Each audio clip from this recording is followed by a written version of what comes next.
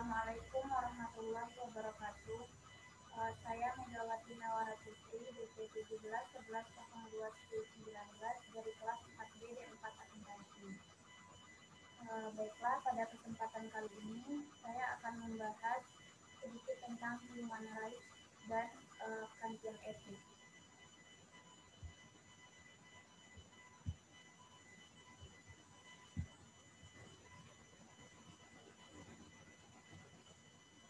Sebelum kita masuk kepada pokok pembahasan yang terdiri dari 3 subjudul, yaitu tentang HAM, hak kesetiaan dan kompromi mengenai penyimpangan praktis, dan juga etika kan.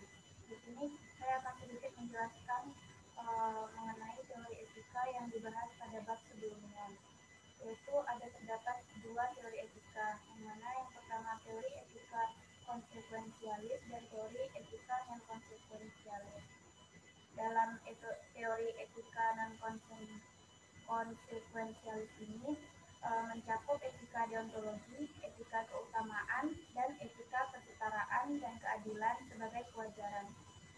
Bagi aliran non-konsekuensialis, tidak ada pertimbangan lebih dulu mengenai konsekuensi, manfaat, dan kerugian untuk menentukan baik atau buruknya sebuah tindakan. Akan tetapi, menurut aliran ini, baik dan buruknya sebuah tindakan itu dapat diputuskan melalui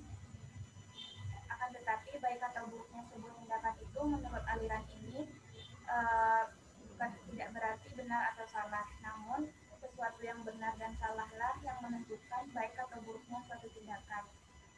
Dapat dikatakan dengan bahasa yang lain, menurut aliran ini sesuatu yang benar belum tentu baik, akan tetapi sesuatu yang baik sudah pasti itu benar ataupun salah.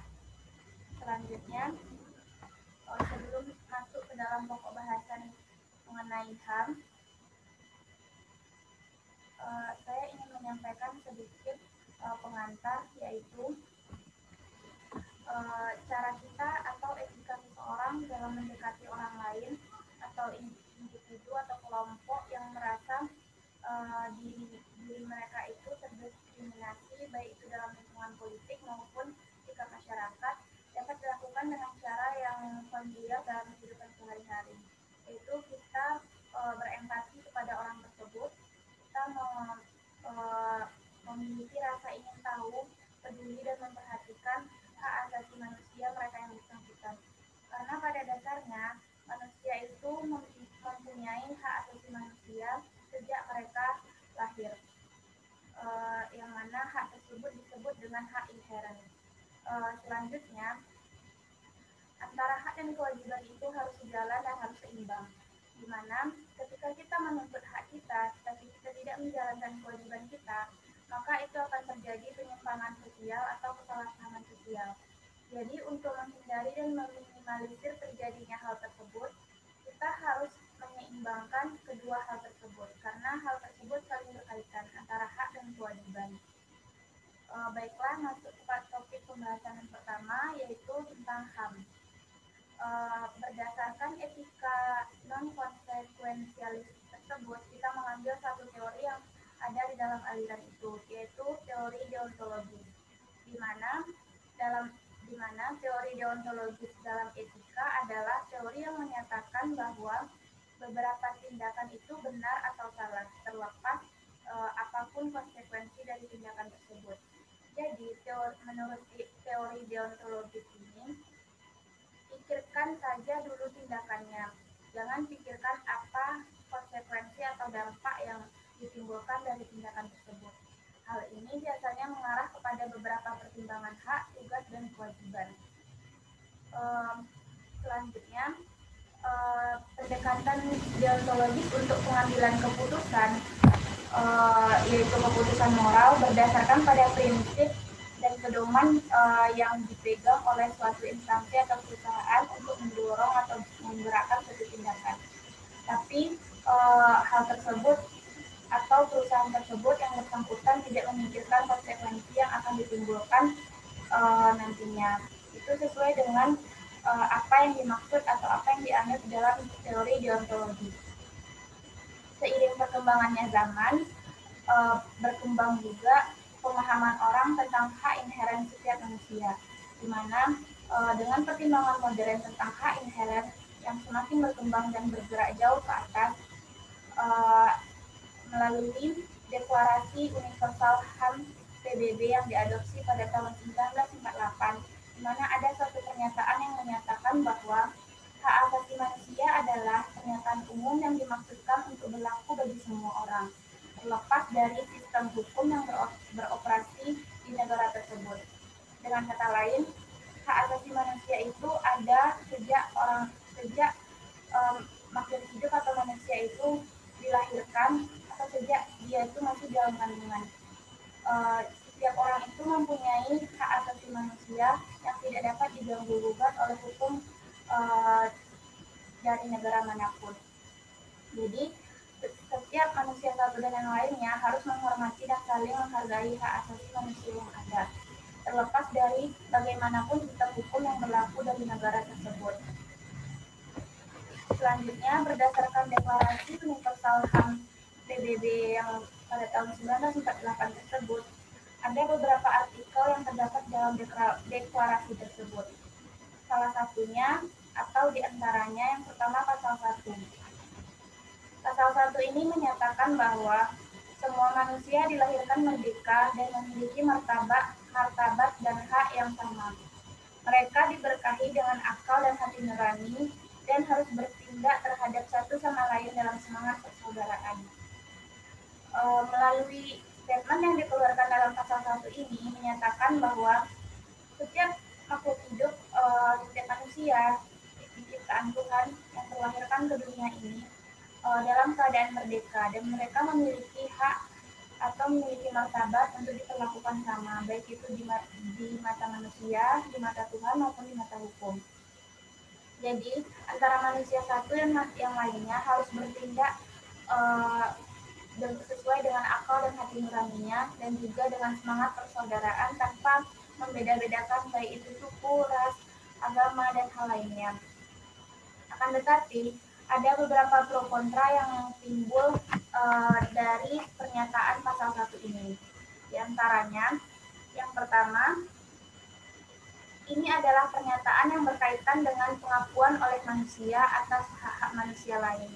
Bagaimana hubungannya dengan manusia atau makhluk ciptaan Tuhan yang belum lahir, baik itu janin tertentu ataupun generasi mendatang yang masih belum nampak bibit, bebek, dan bobotnya, atau orang mati maupun organisme makhluk hidup lainnya, atau bahkan ekosistem dunia. Hal ini masih dipertanyakan. Kami hanya dapat menjawab bahwa artikel ini tidak dimaksudkan untuk mengatasi masalah tersebut. Jadi maksudnya di sini artikel ini hanya membahas atau pasal 1 ini hanya membahas hubungan manusia dengan manusia lainnya yang sudah lahir dan ada di dunia ini. Yang pro kontra yang kedua yaitu apakah semua manusia benar-benar diberkahi dengan akal dan hati nurani? Sebagai pernyataan fakta, ini tampaknya mengabaikan beberapa individu yang tampaknya tidak memiliki hati nurani dan terhadap siapa masyarakat yang perlu melindungi anggotanya. Mungkin di sini maksud pernyataan atau argumen pro kontra yang kedua ini yang dibilang tidak memiliki hati nurani ini adalah mereka atau sekelompok orang, sekelompok oknum yang tidak memikirkan kepentingan orang lain demi mencapai kepuasan pribadinya sendiri. Seperti contohnya orang-orang atau pejabat negara atau pebisnis yang menggunakan kekuasaannya untuk menindas rakyat-rakyat kecil. Itu mungkin di dalam argumen yang satu ini yang dikatakan sebagai pihak yang tidak memiliki hati nurani. Selanjutnya statement pro dan kontra yang ketiga. Sementara bertindak dalam semangat persaudaraan adalah hal mendasar bagi beberapa agama dan aspirasi bagi banyak individu. Lingkungan persaingan yang kita jelajahi dalam buku ini tampaknya bertentangan dengan ini. atau setidaknya sangat selektif mengenai siapa yang dianggap sebagai saudara, misalnya pemangku kepentingan.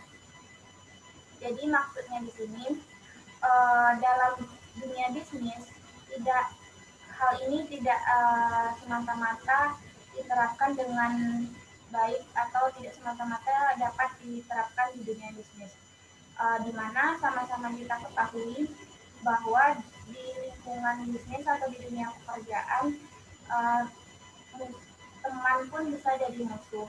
Jadi makanya di sini dikatakan bahwa uh, setidaknya seseorang itu sangat selektif untuk menjadikan siapa yang berhak untuk dibilang atau dianggap sebagai saudaranya. Bahkan seseorang dengan kepentingan yang sama dengan yang lainnya, yaitu misalkan sebagai pemangku kepentingan, pasti ada maksud lain atau ada kepentingan lain yang mereka ingin dapatkan atau ingin wujudkan. Jadi ada satu keinginan untuk lebih dari yang lainnya.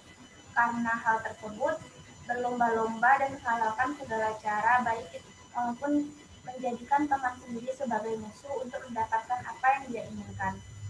Selanjutnya, statement yang terakhir yaitu artikel ini dan banyak artikel lainnya tampaknya ditujukan kepada pemerintah dan dapat dengan mudah dibaca sebagai hal-hal yang harus dilakukan pemerintah untuk masyarakat daripada sebagai panduan untuk tindakan individu. Oleh karena itu, hal ini tampaknya berada dalam lingkungan politik daripada etika individu. Selanjutnya yaitu artikel yang terdapat dalam deklarasi PBB ini adalah pasal 19 yang menyatakan bahwa setiap orang berhak atas kebebasan berpendapat dan berekspresi. Hak ini termasuk kebebasan untuk berpendapat tanpa campur tangan dan untuk mencari, menerima, dan menyebarkan informasi dan gagasan melalui media apapun dan tanpa memandang batas negara. Maksudnya di sini, setiap manusia pasti menginginkan kebebasan, terutama itu kebebasan berpendapat.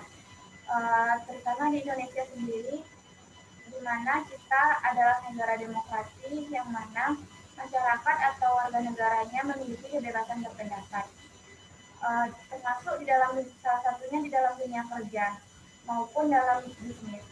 Hal ini merupakan hak setiap orang yang seharusnya tidak boleh dihilangkan atau tidak boleh diganggu oleh pihak manapun.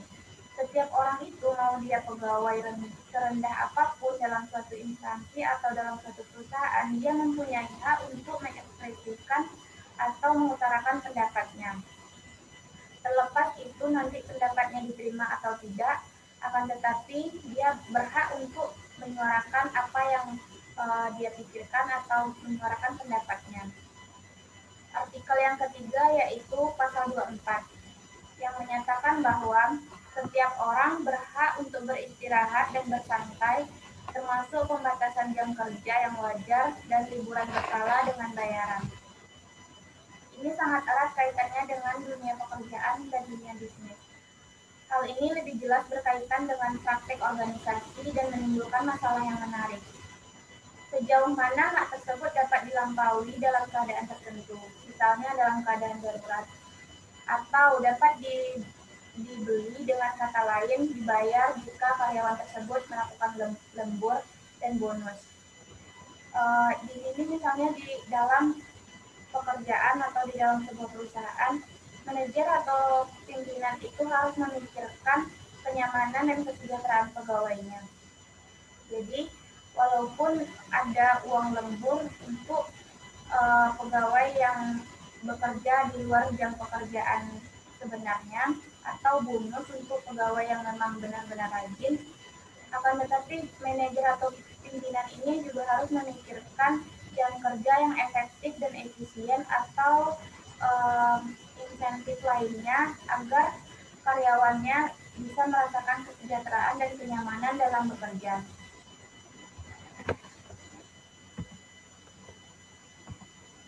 Selanjutnya, berdasarkan topik pembahasan yang pertama tadi, ada beberapa poin umum yang harus diperhatikan.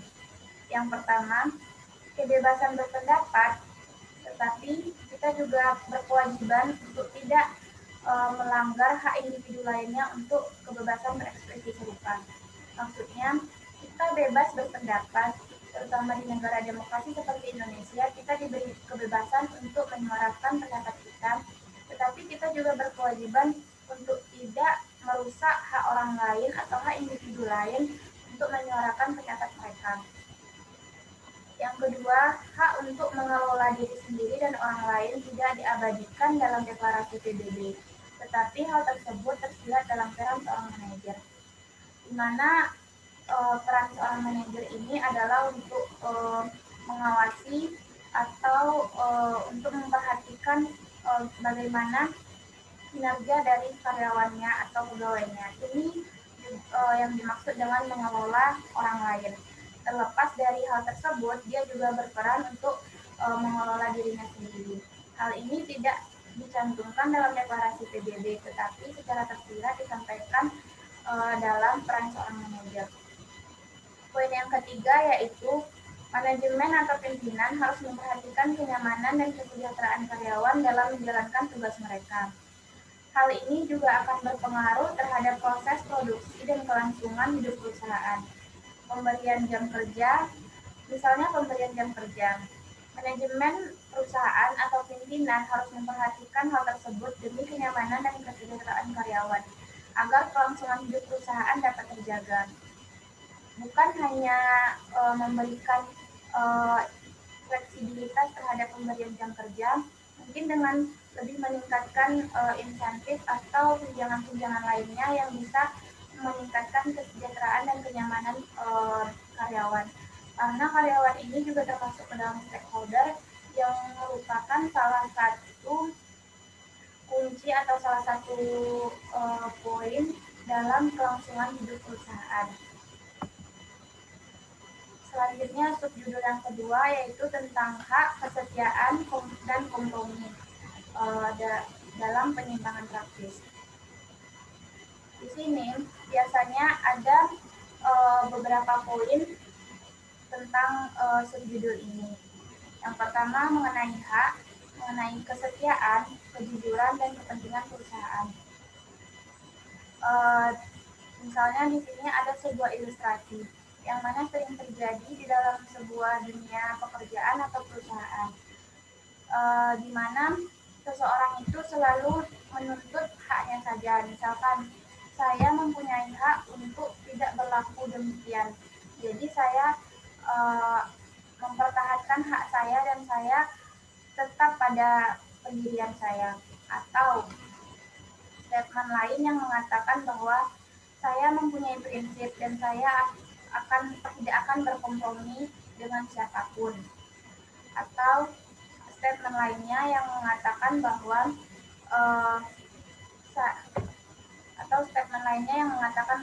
saya tidak akan pernah mengingkari janji yang telah saya buat. Statement-statement seperti itu bukan untuk menyelamatkan diri pribadi sendiri, akan tetapi akan menimbulkan permasalahan baru, baik itu kita di dalam kehidupan sehari-hari maupun dalam berbisnis atau dalam dunia kerja.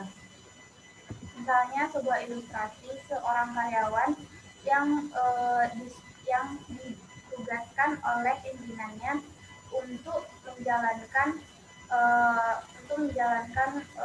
suatu pekerjaan di luar kota atau luar negeri. Akan tetapi dia tidak bersedia untuk pergi menjalankan tugas tersebut. Dia memang punya hak untuk menolak atau dengan alasan yang logis.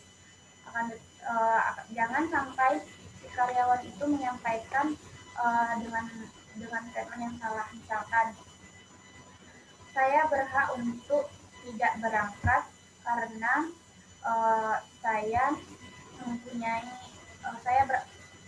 misalkan dengan statement, saya berhak untuk tidak berangkat dan saya berhak untuk mempertahankan kedudukan saya untuk tetap di cabang tersebut.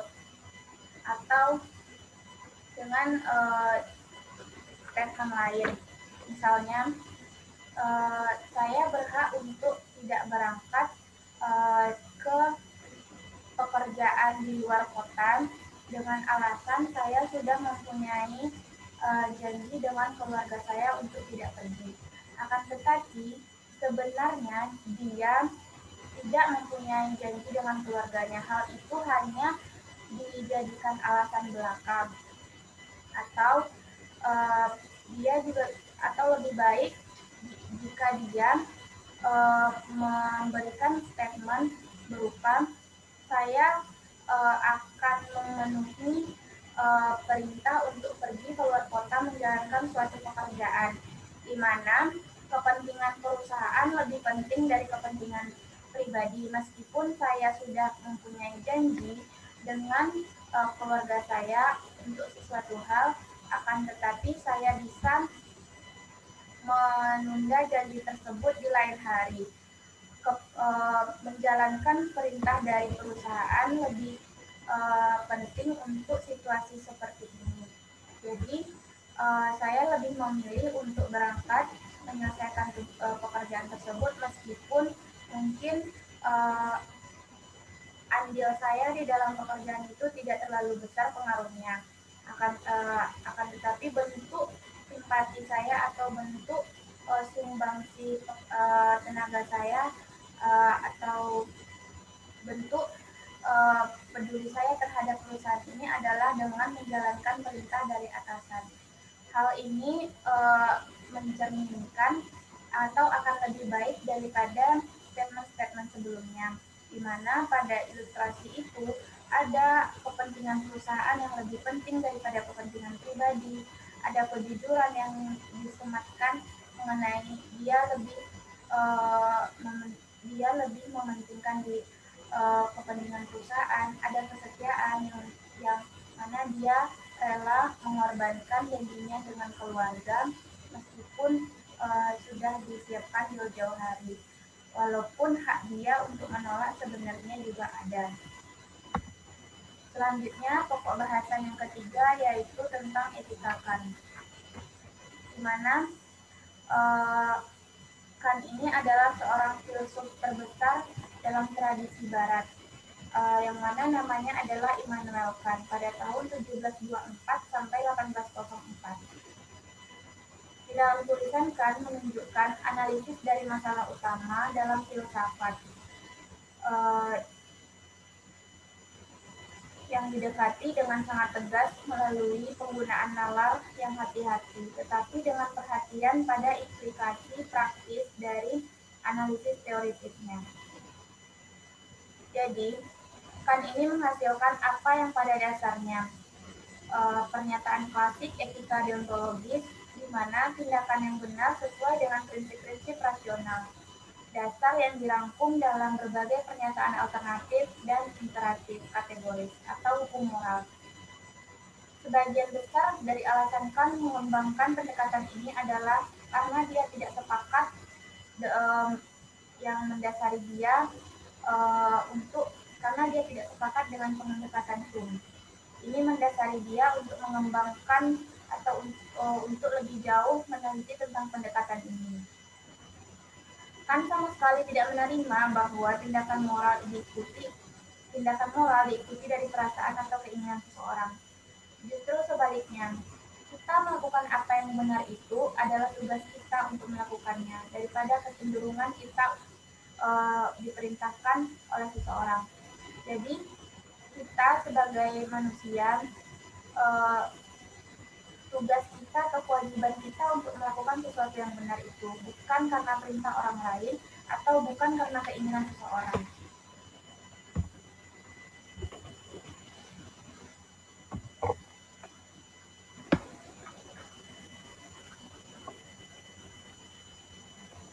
Selanjutnya, di dalam teori atau etika Kant yang dirumuskan oleh Immanuel Kant tersebut, ada 3 rumusan dari aturan Kant. Yang pertama adalah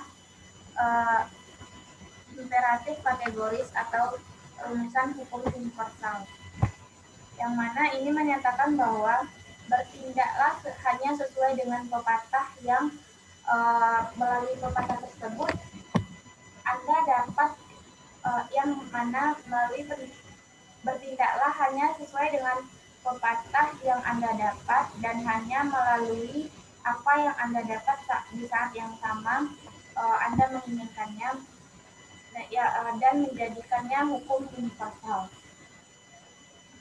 Singkatnya, jika kita pertimbangkan apakah suatu tindakan tertentu benar secara moral, kita harus membayangkan bahwa tindakan ini menjadi contoh untuk orang lain, atau bisa juga menjadi contoh dari aturan umum yang diadopsi oleh semua orang. Kemudian harus menilai secara logis akibat dari situasi seperti tersebut dan bertanya apakah hal tersebut layak untuk dijadikan contoh. Misalnya, kita mempertimbangkan untuk membuat janji, tetapi kita tahu bahwa janji tersebut tidak bisa kita tepati. Hal tersebut jelas salah, di mana itu adalah sesuatu yang tidak benar dan sesuatu yang tidak benar itu adalah sesuatu yang salah. Berdasarkan teori deontologis tadi, sesuatu yang salah itulah yang menentukan bahwa sesuatu itu tidak benar. Jadi, jika kita menerapkan aturan berdasarkan imperatif kategoris atau rumusan hukum universal ini, kita harus membayangkan bahwa semua janji yang dibuat tanpa niat untuk menepatinya jelas adalah suatu perbuatan yang salah dan tidak benar.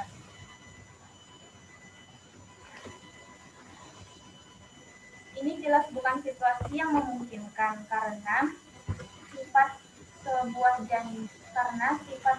janji itu harus ditepati meskipun mungkin kita mempunyai kepentingan lain yang menyebabkan kita tidak bisa menepati janji tersebut. Akan tetapi bisa dicegah dari awal kita untuk tidak benar-benar melontarkan kata janji itu. Bisa dikatakan dapat dikatakan hal tersebut bukan sebuah janji jika kita tidak bisa menepatinya.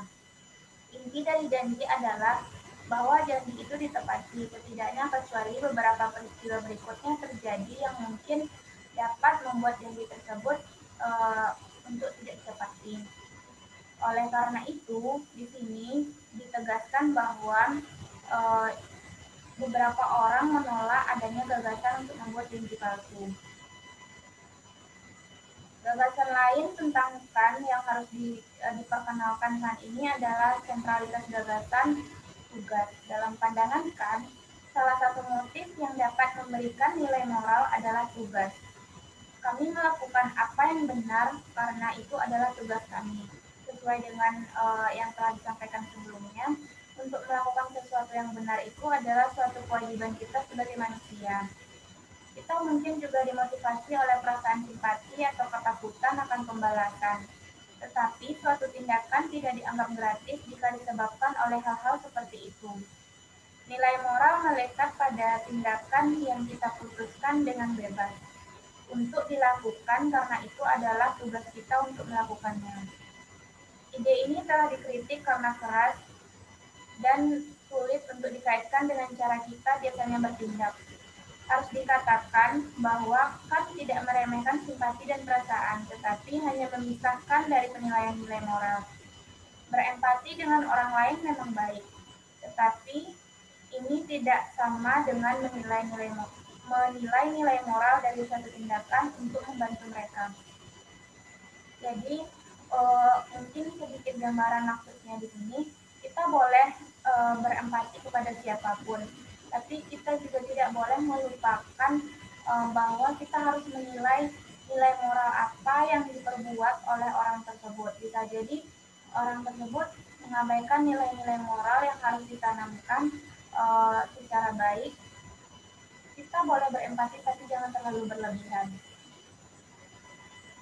Gagasan lebih lanjut yang harus disebutkan bahkan dalam pengantar singkat etika KAN adalah gagasan niat baik. Kesediaan untuk melakukan tugas demi tugas. Niat baik adalah satu-satu hal yang baik untuk diri sendiri. Selanjutnya, Rumusan yang kedua adalah rumusan kemanusiaan atau rumusan akhir di dalam diri sendiri, yang menyatakan bahwa bertindak sedemikian rupa sehingga Anda menggunakan kemanusiaan, baik dalam diri Anda sendiri ataupun dalam pribadi orang lain, selalu pada saat yang sama sebagai tujuan, tidak pernah hanya sebagai sarana. Rumus ini mencerminkan pandangan Kant tentang martabat manusia dan kebutuhan dasar untuk menghormati ini dalam semua situasi.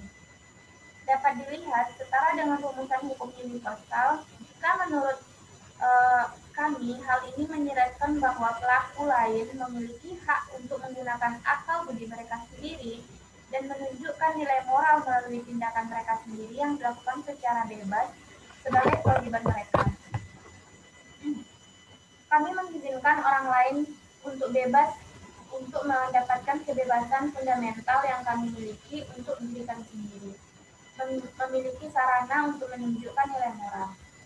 Seperti yang akan kita lihat selanjutnya, rumus ini siap diterapkan pada banyak situasi organisasi. Memang ini menyerang secara langsung pendekatan manajerial mentah, di mana karyawan dan pelanggan hanya dilihat dari segi pengaruhnya saja, yang terhadap keuangan perusahaan, yang hanya sebagai alat untuk kekayaan seseorang, di mana dalam hal ini adalah pemegang saham dan manajerial, dan dimanipulasi sebagai alat untuk hal tersebut. Namun, jika tindakan kita mengakui tujuan orang lain, yaitu tujuan dan ambisi mereka, dan kita mencari cara untuk menyeimbangkan pencapaian tujuan kita dengan memberi mereka otonomi, khususnya kebebasan untuk bertindak dan kebebasan untuk mengekspresikan pendapat mereka, dan menunjukkan nilai moral, maka kita dapat memenuhi tujuan dari Kant yang berpandangan ketat akan hal tersebut. Selanjutnya, rumusan yang ketiga adalah otonomi dan kerajaan berakhir. Hal ini menjelaskan atau menyampaikan bahwa kita harus bertindak sedemikian rupa sehingga kita dapat menganggap diri kita sebagai pembuat undang-undang universal melalui prinsip-prinsip kita. Hukum yang terakhir adalah hukum kebebasan. Baik karena itu adalah tanda warga negara bebas hukum untuk membuat undang-undang mereka sendiri. Dan karena isi undang-undang tersebut mengarahkan kita untuk menghormati penggunaan bebas setiap warga negara atas alasannya sendiri.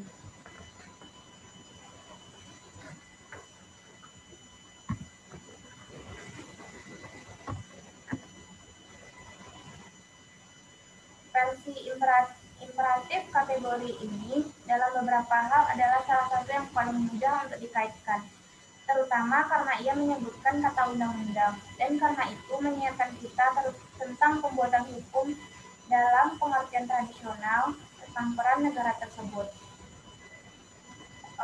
Selanjutnya, topik pembahasan yang terakhir adalah di dalam salah satu pengembangan kerangka Kant yang mungkin kita pertimbangkan di sini adalah karena Widiros yang mencoba untuk mengatasi beberapa masalah yang disebutkan atau telah dijabarkan sebelumnya. Ini dilakukan melalui daftar gagasan atau daftar tugas prima facie atau daftar tugas prima facie, yaitu tugas yang dapat diganti tidak seperti imperatif kategoris Kant. Ada 7 rincian tugas prima facie, yaitu diantaranya yang pertama, fidelity atau tepati janjimu. Yang kedua, reparasi atau ganti kerugian yang telah kamu lakukan terhadap orang lain. Yang ketiga, syukur atau membalas kebaikan mereka yang telah berbuat baik kepadamu. Yang keempat, keadilan atau gangguan distribusi utilitas yang tidak sesuai dengan manfaat. Atau yang kelima, beneficence atau berbuat baik kepada orang lain. Yang keenam, perbaiki diri dalam hal baik itu dalam hal kebajikan maupun dalam hal pengetahuan. Dan yang terakhir, non-maleficent atau tidak merugikan orang lain. Dari beberapa pembahasan yang telah disampaikan, saya memberikan kesimpulan bahwa gagasan tentang hak asasi manusia mungkin terlihat berbeda dengan penekanan revolusi industri pada kebebasan individu dan promosi diri, tetapi pada kenyataannya merupakan bagian dari perkembangan pemikiran sosial yang sama. Rekonsiliasi hak individu dengan kewajiban yang ditempatkan pada masyarakat dan organisasi adalah tema utama yang berkelanjutan. Sebagaimana dibuktikan oleh undang-undang untuk melindungi hak-hak ketenagakerjaan dan konsumen minoritas. Ini tentu saja terkait dengan pengertian keadilan dan ketidakberpihakan dalam masyarakat. Meskipun konsep hak asasi manusia mungkin terlihat dapat diakses oleh sebagian besar pembaca, etika kan dapat tampak abstrak dan sulit. Ini sangat disayangkan dan bagian tentang PAN yang telah ditulis untuk menjelaskan ide-ide ini dalam konteks bisnis tanpa kehilangan inti dari pendekatan yang tepat ini. Selanjutnya, mengenai teori Kant ini atau etika Kant ini telah dikaji lebih lanjut dengan bahasa yang memang telah dikaji lebih lanjut dengan menggunakan bahasa yang tidak semua orang dapat memahaminya. Akan tetapi akan lebih baik jika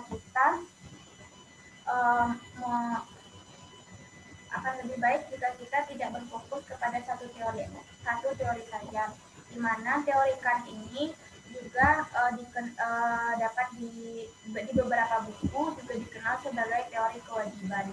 Jadi ada kaitannya antara HAM dan teori Kant tersebut, mana HAM itu adalah hak seorang atau sekelompok manusia yang telah melekat pada dirinya sejak manusia tersebut lahir, dan teori atau aliran yang disampaikan Kant ini erat kaitannya dengan kewajiban yang harus dijalankan oleh seseorang individu atau sekelompok orang. Baiklah, sekian penyampaian saya tentang human rights dan champion etik.